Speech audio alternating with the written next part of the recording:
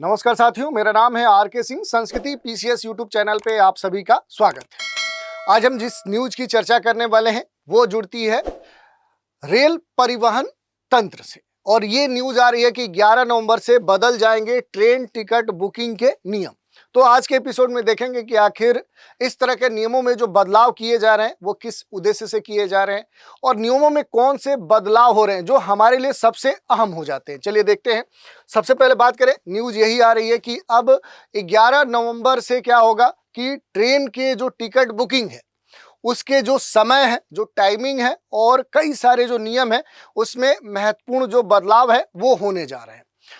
अगर हम बात करें कि इस तरह के जो भी बदलाव है वो क्यों किए जा रहे हैं, ये जो नए नियम है इनका जो उद्देश्य है लाने के पीछे वो यही है कि टिकट बुकिंग की जो प्रक्रिया है वो पहले से और सरल बनाई जाए। सरल ही नहीं बनाई जाए बल्कि उसको और पारदर्शी बनाया जाए, सुरक्षित बनाया जाए, सुविधाजनक बनाया जाए। खास बात यह है कि अब टिकट जो बुकिंग है, ये जो टिकट बुकिंग है अब इसकी अग्रिम जो अवधि है वो घटाकर 60 दिन कर दी गई। इसके साथ ही जो भी आरक्षित टिकट बुकिंग है उसकी जो शुरुआत है वो 15 मिनट में जो आधार सत्यापन है वो अनिवार्य कर दिया गया। तो ये आधार जो वेरिफिकेशन है ये अब अहम हो गया है।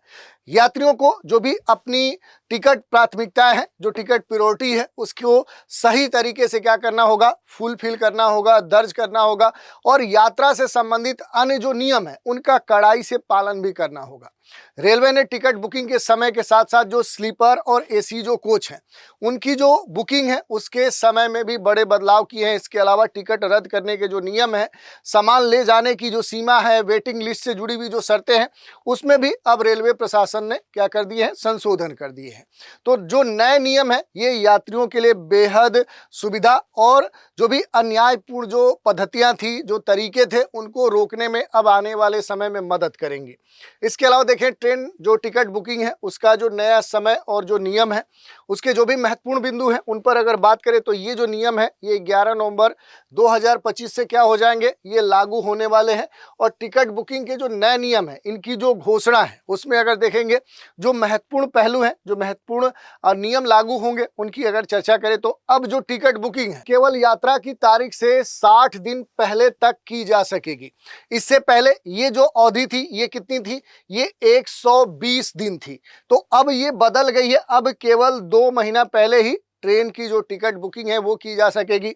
ऑनलाइन जो आरक्षण विंडो है उसके पहले 15 मिनट में टिकट बुक करने के लिए आधार लिंक्ड जो खाता है वो होना चाहिए, और आधार का जो वेरिफिकेशन है वो भी वहां पर होना चाहिए।